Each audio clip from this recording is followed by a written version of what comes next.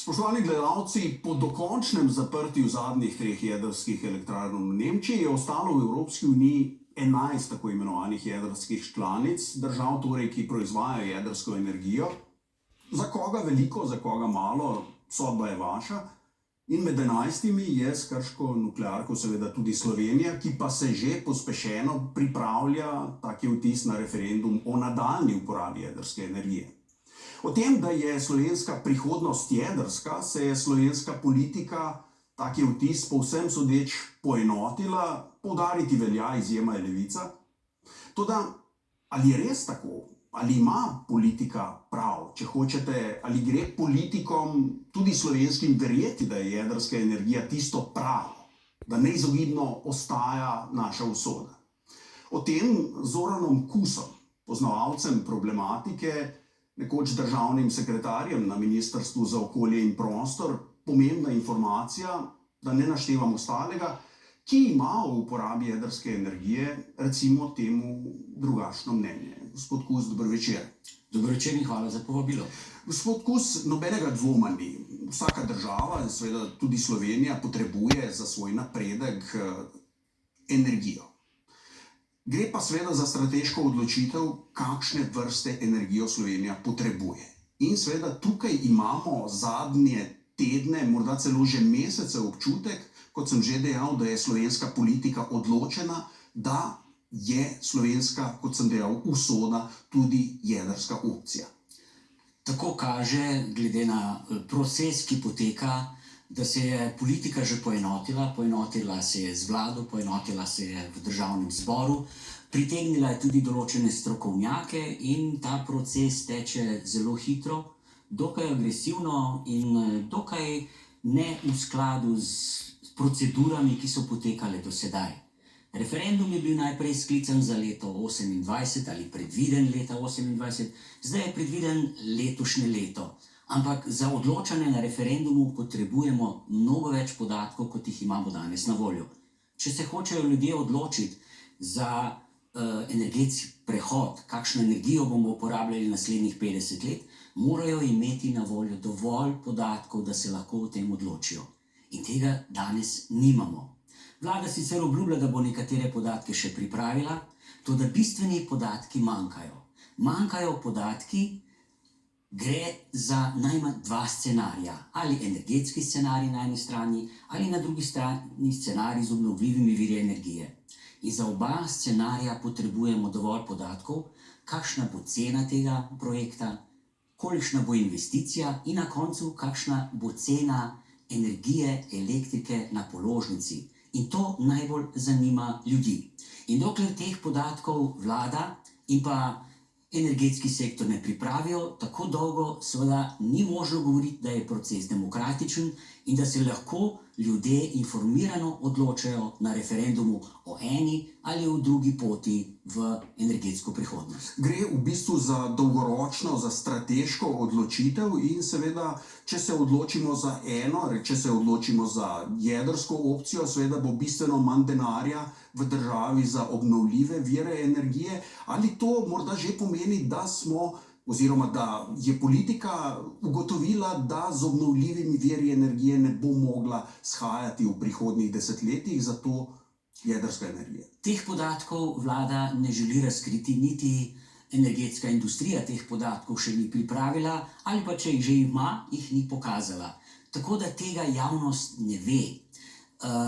Ti podatki so pravzaprav na voljo v mednarodnih referencah in se z relativno lahkoto dajo izračunati, vsaj približni. Ni potrebno počakati na ponudbe izvajalcev, ki bodo gradili ali elektrarne za obnovljive vire energije, ali ki bodo gradili jedrsko elektrarno. To se da zračunati in te podatke bi morali imeti že pripravljene, jih pokazati mnogo pred referendumom, da bi lahko seveda ljudje potem na referendumu odločili o eni ali v drugi varianti. Če samo pogledava te mednarodne reference, jedrska energija je zelo, zelo draga in podatki v zadnjih 20 letih kažejo, da se jedrska energija pravzaprav samo draži. Jedrske elektrarne so iz leta v leto dražje Elektrika iz njih pa je dražja, medtem ko je prav nasprotno. Elektrika iz obnovljivih virov energije, iz velikih elektrarn, iz leta v leto cenejša, tako da bi veljalo seveda te podatke med sabo primerjati in se šele na tej podlagi potem odločati, kako naprej. Če narediva korak nazaj glede cene same potencialno jedrske elektrarne v Sloveniji, seveda je morda toleranca do jedrske elektrarne zaradi tega, ker jo že imamo, morda malenkost večja. Kakšna je pravzaprav cena takšnega projekta za relativno majhno državo, kot je Slovenija? Reference v zahodnih državah sveta v zadnjih 25 letih kažejo, zgrajenih pa je bilo pravzaprav zgolj jedrskih elektrarn, ki jih lahko prištejemo na prste dveh rok, tako da imamo relativno zelo malo referenc. In te številke kažejo, da so cene za gradnjo teh projektov zelo visoke, zelo velike. Naprimer, za 1000 megavatno elektrarno, če jo vzamemo za primerjavo. Primerjava s Krškim morda. Primerjava s Krškim, Krška je 700 megavatov. In če vzamemo elektrarno, naprimer, kot jo predlaga zdaj Gen energija ali kot jo predlaga vlada, to je manjša elektrarna z 1100 megavati ali pa večja elektrarna s 1600 megavati. Danes se energetska industrija bolj nagiba k večji elektrarni, to je elektrarna z 1600 megavati. Je takšna elektrarna z stroški kapitala približno 16 milijard evrov. 16 milijard evrov stane takšna elektrarna. Sliši se veliko denarja, ali lahko morda postavimo v primerjavo z, ne vem, morda z drugim tirom, morda z veličino družbenega produkta slovenskega, koliko je 16 milijard evrov za Slovenijo? 16 milijard je številka, ki si jo pravzaprav preprosti ljudje težko predstavljamo. Ampak če jo primerjamo z projektom TEŠ 6, termoelektrarne 6 v Šoštanju, je to 15-krat več. In ta številka je seveda tako velika, da pravzaprav pomeni 1/3 bruto domačega proizvoda Slovenije. Pomeni skoraj 2 letna proračuna Slovenije. To je ogromna številka in če jo preračunamo na prebivalce, je to 20 000 evrov na posameznega prebivalca. To so tako velike številke, da Slovenija kot majhna ekonomija, kot ekonomija z relativno nizko kreditno in pa finančno sposobnostjo, da skoraj je težko verjeti, da bi lahko Slovenija takšno veliko vsoto spravila skupaj. No, torej, Slovenija bi se morala v tem primeru zadolžiti, tako kot z analogijo z družino, če hoče kupiti novo stanovanje, si mora sposoditi denar. In Slovenija bi si morala sposoditi toliko in toliko milijard dolarjev, poleg svojega osnovnega vložka, in ta denar seveda ni poceni in ta denar je treba vrniti. Povejte nam nekaj več o takšni shemi oziroma kakšni so scenariji v tem primeru. Naj se vrnem za trenutek nazaj na samo ceno. 16 milijard za 1600 megavatni reaktor, kot ga trenutno predlaga Gen energija ali pa za katerim stoji tudi trenutno vlada, je samo strošek kapitala, tako imenovani strošek kapitala preko noči. To je strošek, kjer še nismo najeli kredita, ker pa seveda nimamo gotovine in je ta znesek tako visok, je potrebno vzeti še kredit. In ponavadi vzamemo kredit vse za polovico zneska neke naložbe. In ker so obrestne mere danes tako visoke, minimalne za tako tvegane energetske projekte, kot je jedrska tehnologija, so najmanj 8% obrestne mere, v Evropi med 8 do 10, v Ameriki še več, nekaj manj sicer na Japonskem, na Kitajskem še nekaj manj, ampak potrebno je računati za evropsko obrestno mero. In če takšno obrestno mero seveda upoštevamo, pomeni, da bomo kredit, ki ga bomo odplačevali, da ga bomo v 10 do 12 letih morali vrniti skoraj toliko, kot smo najeli kredita.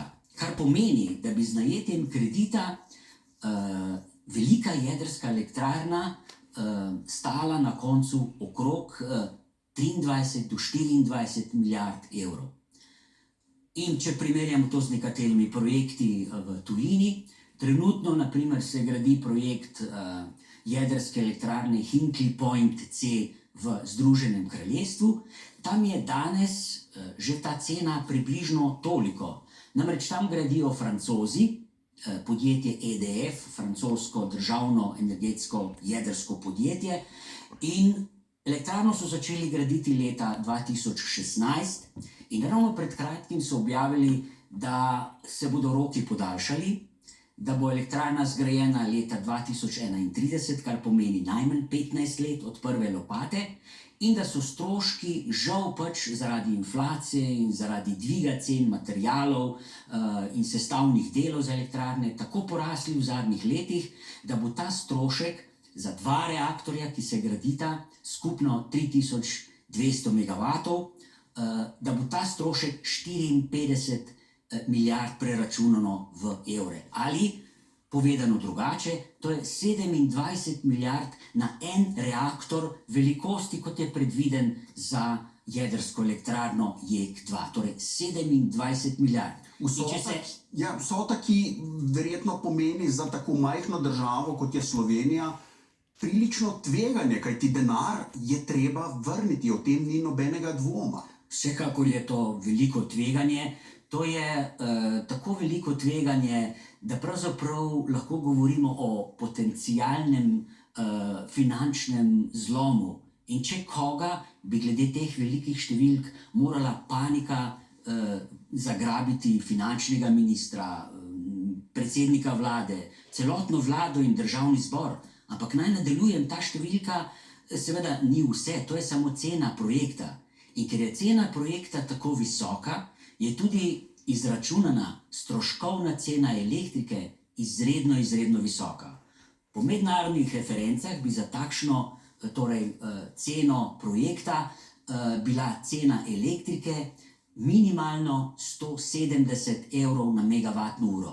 Danes je na evropskem borznem trgu elektrike cena okrog 80 evrov na megavatno uro in 170 je zelo veliko. Na drugi strani pa so cene za obnovljive vire energije danes približno med 50 in 60 evri na megavatno uro. To pomeni, da bi bila elektrika iz takšne jedrske elektrarne praktično več kot 3-krat dražja. Cena bi bila 3-krat višja. To pa je seveda zelo pomemben podatek za ljudi, saj če se bodo odločali na referendumu, se bodo odločali za nižjo ceno na položnici. In 3-kratna razlika je seveda izredno velika razlika. No, ampak seveda to pomeni tudi vpliv na konkurenčnost slovenskega gospodarstva. Če bo plačevalo tako drago elektriko, država sicer lahko subvencionira drago elektriko, vendar subvencije niso nič drugega kot davkoplačevalski denar, ki bi ga lahko uporabili za kaj drugega, pa gre za elektriko. Točno tako, to je seveda veliko tveganje, velik riziko, in če bi država seveda umetno poskušala znižati obrestno mero ali pa dajati druge oblike državne pomoči, seveda to samo pomeni, da je prenesla tveganje pravzaprav na proračunska sredstva, na državo, in država seveda na koncu prenese vsa ta tveganja na porabnike. To se pravi, nismo nič kaj velikega naredili, če smo torej znižali obrestno mero ali če smo dali druge oblike državne pomoči, kajti če se projekt zalomi, je seveda potrebno ta denar kljub temu vrniti, je potrebno to pokriti in to se pokrije potem seveda iz javnih sredstev. Samo ta podatek o dragi elektriki je seveda za Slovence zelo relevanten, kajti navsezadnje vsak mesec, ko moramo plačati račune, gledamo predvsem na ceno in seveda o tem, da bo ta elektrika draga oziroma bistveno dražja, kot bi lahko bila, seveda relativno malo slišimo. Je pa res, da nismo slišali podatkov, ki bi naprimer bili drugačni, kot jih navajate vi, država, kot ste rekli, molči. država molči in teh podatkov še ni izračunala, ali pa te podatke ima in jih iz različnih razlogov ne želi deliti z javnostjo. Ko bo država seveda pripravila ta dva scenarija in ko bodo ti podatki na voljo, bomo lahko z mednarodnimi neodvisnimi strokovnimi inštitucijami preverili, kateri podatki držijo, kateri podatki so pravi, koliko se ujemajo torej z podatki, ki jih pripravljajo naši slovenski strokovnjaki, slovenska energetika, in takrat bo seveda bolj jasno, ali so te številke in te razlike res tako velike, ali pa so mogoče malo manjše. Jaz menim osebno, glede na to, koliko poznam mednarodne reference, te številke več ali manj tudi držijo, stojijo, in o tem je nedavno tudi govoril direktor Elesa, gospod Aleksander Bervar, ki je rekel, da elektrika iz jedrske elektrarne ne bo nižja, kot je 125 evrov na megavatno uro, verjetno tudi višja. In pravi, da so ti podatki o referencah iz nekaterih drugih jedrskih elektrarn, naprimer elektrarne, ki se gradi v Združenem kraljestvu, podobno elektrarne, ki se trenutno gradi v Franciji, da so te številke tako zastrašujoče, da težko pričakujemo, da bi pa pri nas bile bistveno nižje. Gospod Kus, kako si razlagate? Vtis je, kot da je nekdo, neka sila iz ozadja obrnila, pritisnila na gumb in Slovenija se je odločila za jedrsko energijo, kljub vsem podatkom, ki jih vi naštevate, in da seveda sploh ni več dilema, jedrska energija da ali ne. Jedrska energija je tu in zdaj. Tukaj je vtis, da sploh ni več dileme. Jedrska energija se danes pravzaprav seli predvsem v države, ki ne gledajo preveč na ekonomiko, kajti jedrske elektrarne se gradijo predvsem iz strateško-političnih razlogov, iz prestižnih razlogov, iz vojaško-strateških razlogov. Namreč povezava med civilno jedrsko industrijo in vojaško jedrsko industrijo je zelo tesna. To je tudi nedavno povedal javno predsednik Francije Macron, ki je rekel, brez civilne jedrske industrije ni vojaške in brez vojaške jedrske industrije ni civilne. Kar pomeni, da je ta tesna naveza med civilno in vojaško jedrsko industrijo tako velika, da pravzaprav ena brez druge ne morete shajati. Vojaška jedrska industrija s civilno pravzaprav daje javnosti signal, da z jedrsko energijo ni nič narobe, da je proizvodnja jedrskega orožja nekako samo po sebi razumljiva, saj na drugi strani jedrska energija daje tudi poceni elektriko. Toda temu ni tako.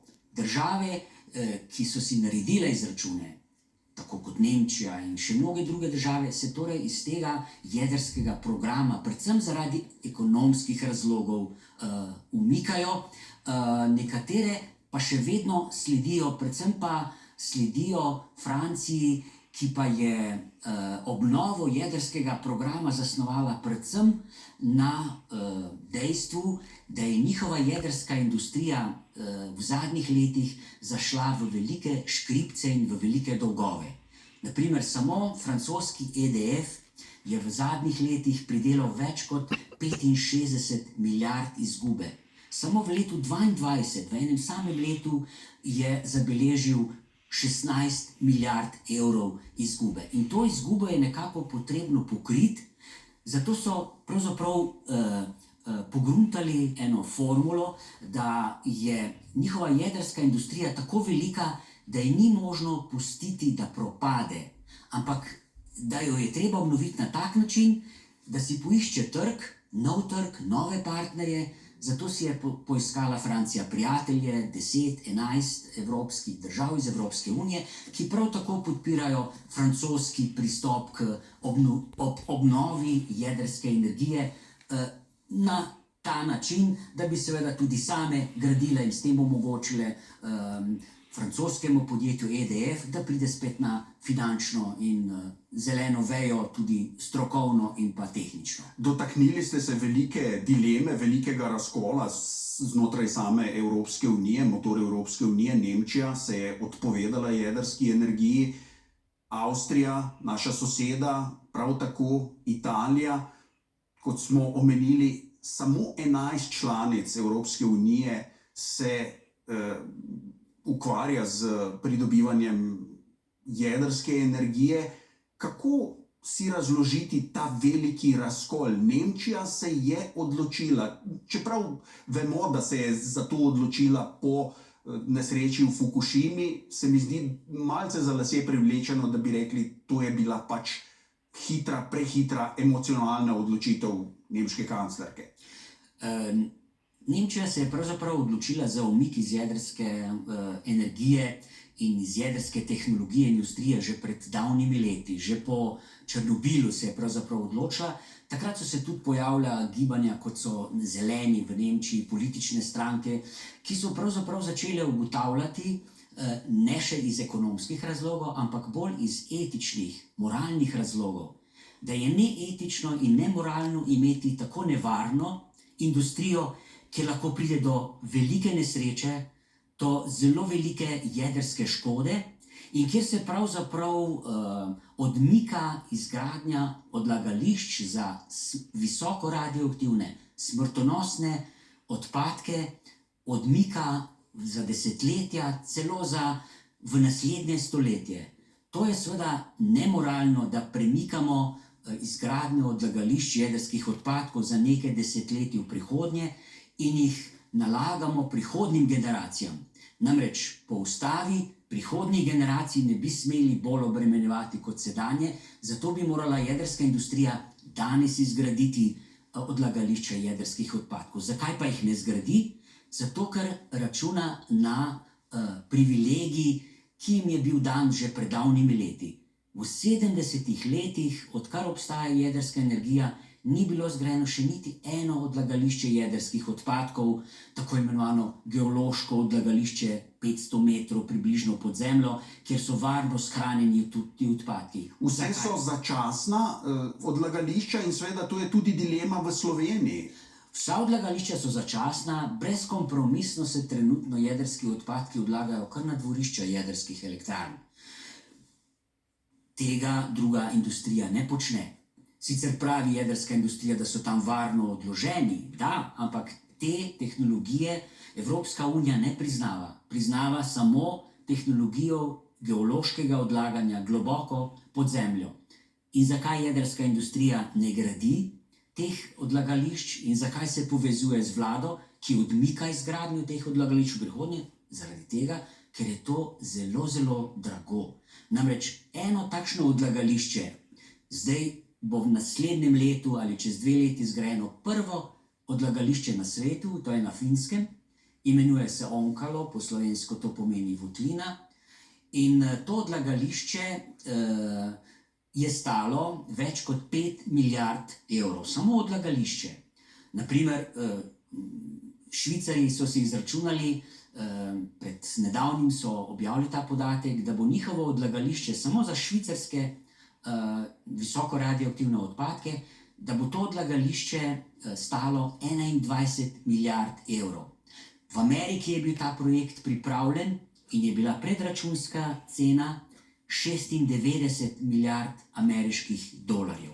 Namreč to so tako pošastno visoke številke, ki se nikoli ne vračunajo v ceno elektrike in zato seveda je cena elektrike umetna, pravzaprav ni realna, ker teh številk za izgradnjo odlagališča jedrskih odpadkov ni v ceni. Pa ne samo to.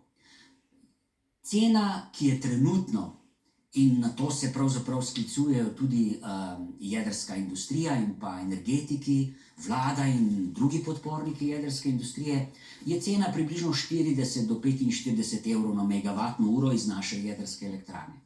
To je umetna cena, zato ker se v to ceno ne upoštevajo tudi številne tako imenovane skrite subvencije. Prva skrita subvencija je, da je cena odlaganja odpadkov izven tega, da se prelaga na naslednje generacije. Druga takšna... In to je tudi morda, tudi eden od razlogov, da so seveda s tem Hrvatje, naši partnerji v Krškem, zelo zadovoljni, kajti odpadki se deponirajo v Krškem in ne na Hrvaškem. Zaenkrat se shranjujejo seveda pri elektrarni na dvorišču, kot sva rekla, ampak po sporazumih bi Hrvati morali polovico visoko radioaktivnih odpadkov odpeljati na Hrvaško, ampak to se verjetno ne bo zgodilo. To bi celo povečalo strošek, ker bi potem Hrvati morali graditi svojo odlagališče. Mimogrede, kje bi lahko pravzaprav, pač tudi Slovenci moramo razmišljati, kje bi lahko odlagali dolgoročno te odpadke, ali imamo lokacije, kaj bi rekli Slovenci, ko bi se morali odločiti, zdaj pa bo v tem in tem kraju odložen jedrski odpad. O tem se pravzaprav govori zelo malo, obstajajo sicer neke študije, ki pa javnosti niso kaj dosti predstavljene. Najprej je bilo 12 lokacij, v ožjem izboru nekje... Še z lokalnimi smetišči so problemi zaradi tega. V ožjem izboru so nekako 3 lokacije, o teh 3 lokacijah vlada in jedrska industrija ne želijo govoriti kaj dosti. In te 3 lokacije, ki morajo biti pravzaprav v nepropustni kamnini, trdni kamnini globoko, približno 500 metrov pod zemljom, ali pa v nepropustnih sedimentih, ki ne prepuščajo vode, ki so vodotesni, ki so okoljsko varni. Teh lokacij je v Sloveniji zelo malo. In samo 3 lokacije so takšne. To je območje Pohorja, to je območje Kočevskega in pa območje Zasavja. In seveda, če bodo ljudje slišali te podatke, seveda ne bodo preveč veseli, da se nekje v bližnji prihodnosti računa, da bi te raziskave vlada in pa jedrska industrija že začela delati, ker nekje bomo konec koncev morali odložiti odpadke. Ampak če bomo te odpadke odložili samo od jedrske elektrarne, prvi blok, bo tega dosti manj, bo to hitreje zaprto. Če pa bomo gradili drugo elektrarno, drugi blok, seveda se bo odlaganje teh visoko radioaktivnih odpadkov razpotegnilo na naslednjih 100 let in verjetno celo več. Kot sem že prej omenil, v Sloveniji imamo nuklearko in zaradi tega je morda pričakovati večjo toleranco Slovencev do še enega bloka, če že imamo to pri hiši, naj bo še drugi blok. Vendar kljub vsemu zdi se mi, da je na mestu, da se pogovarjamo tudi o možnosti, da tega pač drugega bloka ne bi bilo, vendar vemo, nuklearka v Krškem je Westinghousova, torej tehnologija, ki je prišla iz Amerike še za časa Jugoslavije. Ali to pomeni, po vašem mnenju, da seveda imajo Američani glede potencialnega drugega bloka kakšno prednost? Jedrska elektrarna res je bila zgrajena v drugih časih, takrat se seveda ni veliko govorilo o ekonomskih parametrih izgradnje te elektrarne. Kot vemo, je ta elektrarna bila pravzaprav del programa, ki ga je zastavil takratni predsednik Tito. On si je predvsem želel, da bi imel atomsko bombo in kot stranski ali pa kot dodatni element je pač računal, da naj bi po Jugoslaviji takratni zgradili še 11 jedrskih elektrarn. In slučajno je pač bila zgrajena prva, ki je bila tudi potem edina iz tega programa v Krškem. Gradili so jo takrat Westinghouse, ampak Westinghouse je takrat bil bistveno bolj sposoben in je imel dobre projekte. Westinghouse je celo propadel med tem, oziroma šel v stečaj. Drži, Westinghouse je pravzaprav v zadnjih 25 letih zgradil pravzaprav samo 4 jedrske elektrarne. 2 na Kitajskem, 2 je prodal potem Kitajcem in celotno tehnologijo tudi Kitajcem v času, ko je šel v stečaj, to je bilo leta 2017. 2 pa je ravno kar končal v Ameriki, ampak tudi ti 2 elektrarni sta prekoračili večkrat roke in pa ceno, predračunsko ceno, tako da sta zelo dragi. To pomeni, da je Westinghouse pravzaprav v teh zadnjih desetletjih izgubil ves know-how, izgubil vsa znanja, vse izkušnje in je danes zelo slabo opremljen, zelo slabo je pripravljen na gradnjo novih jedrskih elektrarn. To je, bi lahko rekli, dokaj zastrašujoče. Če bi se pogovarjali z Westinghousom, bi pravzaprav lahko kupili tehnologijo ali pa izkušnje, ki je nekako v zadnjih desetletjih zaspala. Naprimer, če zgradiš samo 2 ali 4 jedrske reaktorje v 25 letih, je podobno, kot če še ti prekoračijo vse roke in vse finančne predračune, je podobno, kot bi se vprašali, ali bi ljudje bili pripravljeni podpisati pogodbo z gradbenim podjetjem, da zgradi hišo, če je v zadnjih 25 letih zgradil samo 2 ali 4 hiše in še te so večkratno prekoračile predračunska sredstva in večkratno prekoračile roke. Zagotovo pri takšnem podjetju mi nikoli ne bi naročili izgradnje hiše. In podobno je tudi z podjetjem EDF. Tudi EDF je v zadnjem letu zgradil, v zadnjih 20 EDF je francoska energetska združba. Electricité de France, to je francoski gigant, ki ima skupaj z podizvajalci in z raziskovalnimi inštituti, kar lahko štejemo skupaj, ima skoraj 400.000 zaposlenih. In ravno to je bil razlog, da se je predsednik Macron in pa celotna politika in pa industrija, da so se odločili, da je to tako veliko podjetje, da ga seveda ni možno pustiti, da zaradi velikih dolgov, ki si jih nabral, da bi propadel. Je too big to fail, kot pravimo, ali prevelik, da bi propadel. In zato so pravzaprav pogruntali formulo, da bi z ponovnim investiranjem, ponovnim vlaganjem, ne glede na to, da so cene višje, lahko obudili to jedrsko industrijo. Tudi EDF, torej francoski jedrski gigant, je močno podhranjen. Izgubil je vse izkušnje, izgubil je strokovnjake, ljudje so šli v pokoj, ljudje so se poskušali kje drugje zaposliti, izgubili so pravzaprav toliko izkušenj z majhno izgradnjo jedrskih elektrarn, da je tudi njihove projekte pravzaprav treba vzeti z rezervo. Kdo je torej v špici glede jedrske tehnologije? Te dve, kot sem rekel, Američani, Westinghouse in EDF so zelo slabo podkovani. In pogajati se z njimi je pravzaprav pogajati se z podjetji, ki imata zelo slabe reference. To so zelo težke besede, vendar tukaj bi vas opozoril na stvar, ki je pri jedrski energiji in seveda verjetno pri prodaji orožja in še marsikje zelo pomembna, in to je strateško-politični vidik. In seveda ti dve državi, ko gre za Slovenijo, seveda imata drugačno besedo, močnejšo besedo kot naprimer kakšna eksotična država, o kateri skoraj da ne vemo. To vsekakor. Na svetu je pravzaprav samo 5 velikih ponudnikov, s katerimi se je možno pogovarjati in sklepati potem pogodbe. In sicer to so, kot smo rekli, torej francoski EDF, ameriški Westinghouse, to je korejsko državno podjetje HNKP in pa državno podjetje na Kitajskem in pa državno podjetje v Rusiji. To je 5 ponudnikov. 2 od teh ponudnikov, to so Kitajci in pa Rusi, so pravzaprav... To je že geopolitično vprašanje. Geopolitično, strateško se naj z njimi ne bi pogovarjali. Pravzaprav po pričakovanju Združenih držav in tudi Bruslja se te dve državi naj ne bi vključevali v ponudbe, v razpise, torej jih ne bi povabili v morebitno izgradnjo jedrskih elektrarn. Torej ostanejo samo še 3.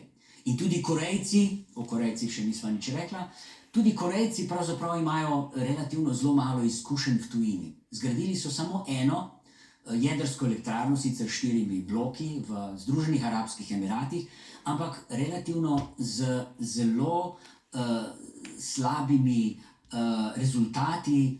Namreč bilo je precej korupcijskih afer pred leti v korejski jedrski industriji. To jedrsko elektrarno, ki so jo pa v Združenih arabskih emiratih zgradili, pa je precej z slabimi tudi certifikati. Nekatere stvari celo nimajo certifikatov, potrdil in tudi dosti nižje imajo varnostne standarde. No, pa če se že vrnem nazaj, res je, da se bomo torej, če se bomo pogajali torej samo z 3 ponudniki in da dosti izbire seveda ni. Zato bo samo eden izmed teh 3, ampak morali bi res z veliko rezervo jemati njihove izkušnje in njihovo kvalitetno ali manj kvalitetno ponudbo. To je še dodaten problem, ki je zaradi tega problema so seveda roki in cene tako visoki in zaradi tega je še dodatno potrebno imeti v vidu, da bodo najverjetneje roki, ki jih sicer obljubljajo ali pa ki jih napovedujejo te 3 ponudniki, ki so že dali prve nezavezujoče nekako ponudbe ali vsaj pogovori potekajo v to smer, je potrebno te njihove roke in cene imati z veliko mero rezerve in zadržkov.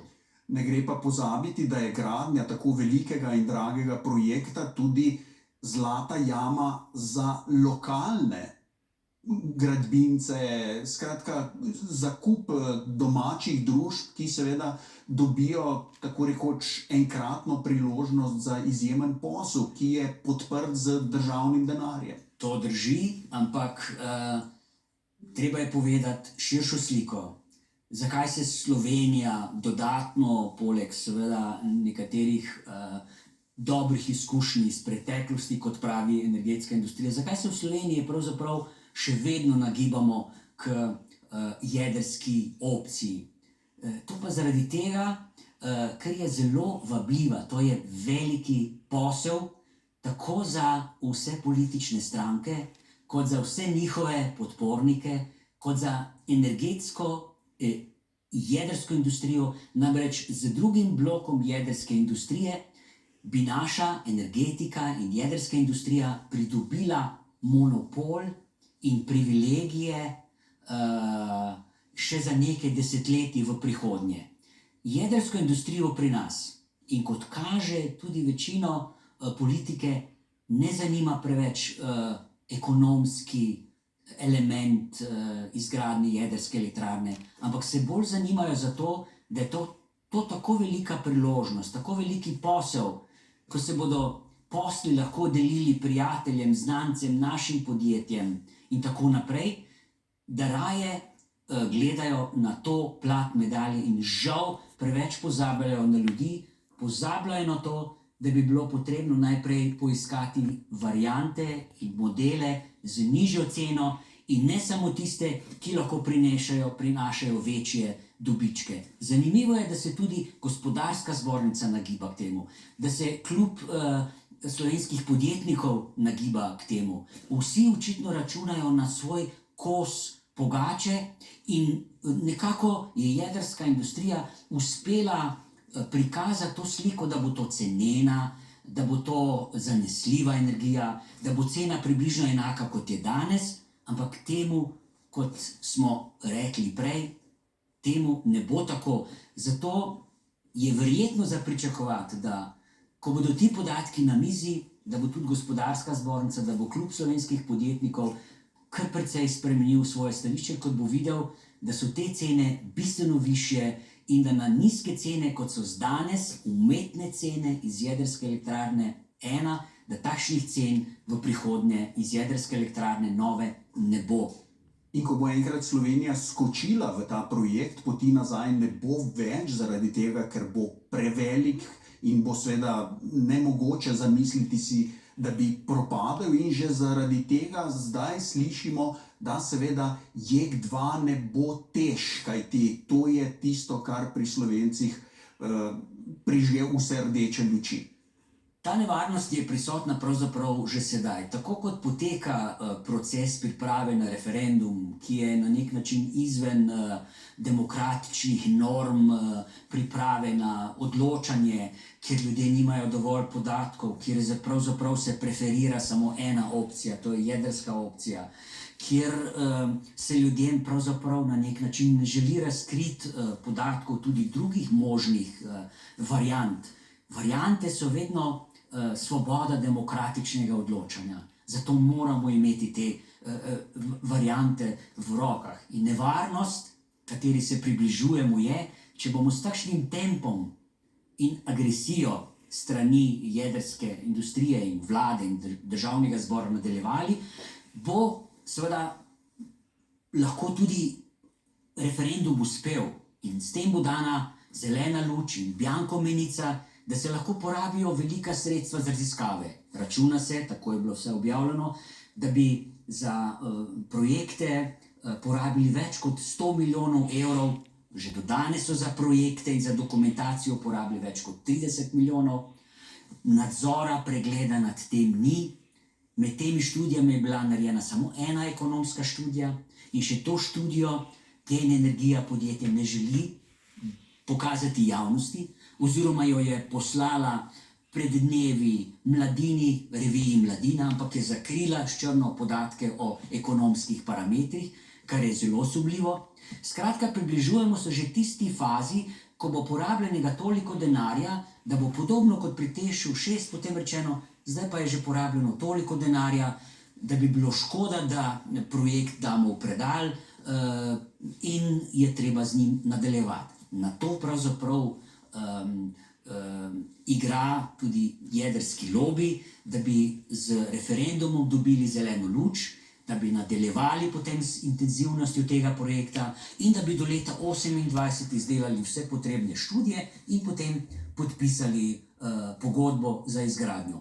Upajmo seveda, da do tega ne bo prišlo, da bo javnost, tako civilna kot strokovna javnost, zahtevala te podatke in da se tudi v državnem zboru ne bo zgodilo, da bodo z levo roko sprejeli resolucijo o miroljubni rabi jedrske energije, ki je zdaj v državnem zboru in plenarna razprava naj bi potekala maja, preferira samo jedrsko opcijo. Upajmo, da bodo pravniki in da bo državni zbor ugotovil, da ta pot z resolucijo o jedrski energiji, ki pravzaprav preferira samo eno opcijo, da ni prava pot in da bi bilo potrebno pripraviti drugačno pot in drugačno resolucijo in premakniti referendum za nekaj let, ko bomo imeli dovolj podatkov, da se bodo ljudje demokratično in kvalificirano s podatki lahko odločili ali o eni poti v energetsko prihodnost ali o drugi poti v energetsko prihodnost. Gospod Kus, omenili ste jedrski lobby. Ali je Slovenija že v krempljih jedrskega lobija, glede na situacijo, o kakršni govorite?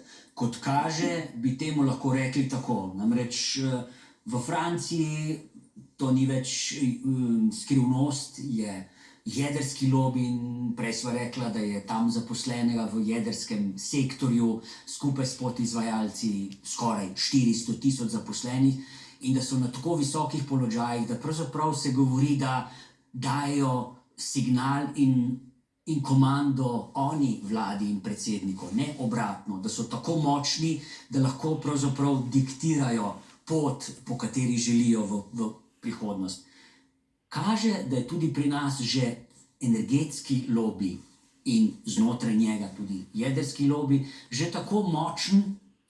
Nekaj indicov je pravzaprav tudi že z dokaj velikim številom, ki je v zadnji vladi prišlo iz energetskih podjetij v vladne kroge in v druge inštitucije, kar bi olajšalo to pot, da tudi pri nas bi že lahko govorili, da ima zelo močno besedo. Naprimer, če pogledamo samo pripravo resolucije o miroljubni rabi jedrske energije, ki je zdaj v državnem zboru, te resolucije ni pripravljalo Ministrstvo za energetiko in podnebne spremembe. Oni so bili umaknjeni iz tega procesa. Zdaj jo sicer oni vlagajo v državni zbor, ker je pač to po pravilih potrebno, ampak svinčnik za pripravo te resolucije je držal jedrski lobby in on jo je pripravil. In potem so jo samo finalizirali v kabinetu predsednika vlade in jo zdaj dali državnemu zboru. To je zelo nenavaden način, kako je pravzaprav jedrski lobby napisal to resolucijo, jo zdaj predložil državnemu zboru in državni zbor se je nekako z vsemi parlamentarnimi strankami, razen Levice, kot ste rekli, poenotil, da je to dobra resolucija, da je to dobra pot za odločanje naprej, da je to dobra podlaga za jesenski referendum. Cinično bi lahko rekli, nevidna roka tržnih zakonitosti, vemo, kako je s tržnimi zakonitostmi. Rad bi se vrnil še na eno stvar, ki morda bo pomagala tudi gledalcem razjasniti pojme glede tega. Imamo sosedo Avstrijo, ne Nemčijo, Avstrijo, relativno majhno članico Evropske unije, ki absolutno vztraja pri nejedrski opciji. In seveda, kot navaden državljan se sprašujem, v čem se strokovnjaki, politika, državljani, če hočete, v Avstriji razlikujejo od slovenskih, da Avstrija tako vztrajno nasprotuje jedrski opciji. Avstrija je že pred davnimi desetletji ugotovila, da je pravzaprav jedrska opcija preveč nevarna, preveč nedemokratična, preveč etično in moralno sporna.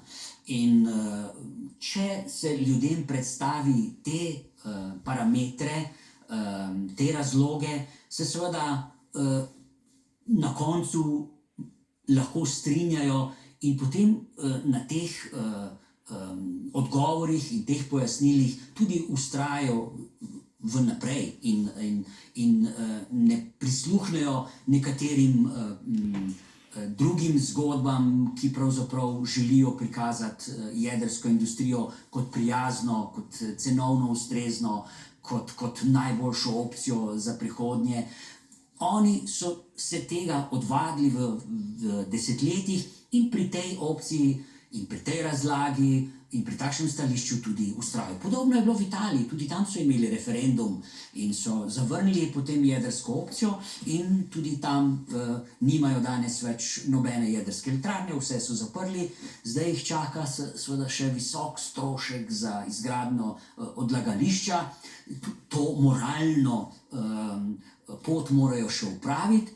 Podobno morajo to moralno pot opraviti tudi v Nemčiji.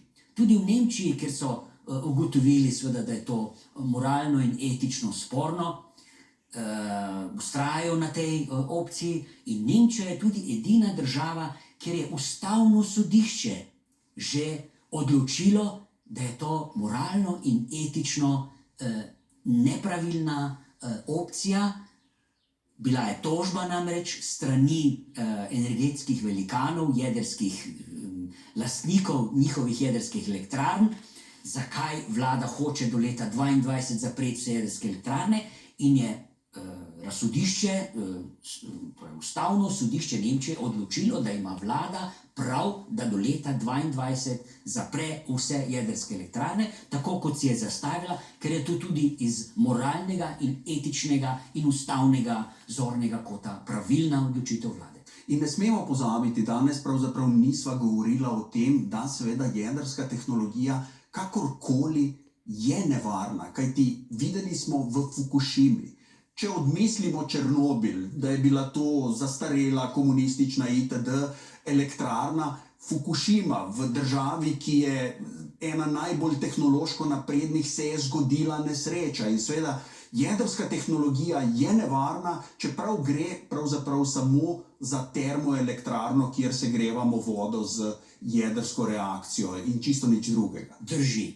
Jedrska tehnologija je zelo, zelo nevarna. Govori se sicer samo o 3 večjih, velikih jedrskih nesrečah, otok 3 milj, potem Černobil in pa Fukušima, ampak bilo je še bistveno več nesreč, ki pa nikoli niso prišle kaj dosti v javnost. Namreč po Fukušimi je do danes že strošek, ki je socializiran in morajo pravzaprav vsi davkoplačevalci pokriti to škodo, je že ta znesek preko 230 milijard ameriških dolarjev. Medtem ko v ta strošek še ni vračunana tudi cena, ki jo bodo morali plačati davkoplačevalci za izliv radioaktivne vode v ocean, v morje, ki je več vode, kot je milijon kubičnih metrov te vode. Ta ocena še ni narejena. Tudi v Evropi je samo francosko uprava za jedrsko varnost je pripravila študijo, kakšni so lahko potencialne kakšne so potencialne nevarnosti škode v Evropi za jedrsko nesrečo in so ugotovili, da je lahko v Evropi, če pride do jedrske nesreče, ta znesek 700 milijard evrov škode. To pa je tako velika škoda, da jo seveda nihče ne more pokriti kot davkoplačevalci. Torej, vsa škoda po velikih jedrskih nesrečah se socializira in jo plačajo davkoplačevalci. Spoštovani gledalci, slišali smo veliko pomislekov, dilem, če hočete kritičnih misli na račun jedrske in tudi slovenske jedrske prihodnosti. Zagotovo bi veljalo prisluhniti in to se bo zgodilo tudi zagovornikom, recimo temu jedrske opcije. Kot rečeno, slovenska politika je povedala svoje, pogovor kot tale pa naj bo naš skromni prispevek k prepotrebnemu strokovnemu in strpnemu družbenemu dialogu o temi, ki zadeva vse nas in ne samo nas, zadeva tudi prihodnje generacije. Gospod Kus, hvala, da ste bili gost intervjuja. Hvala.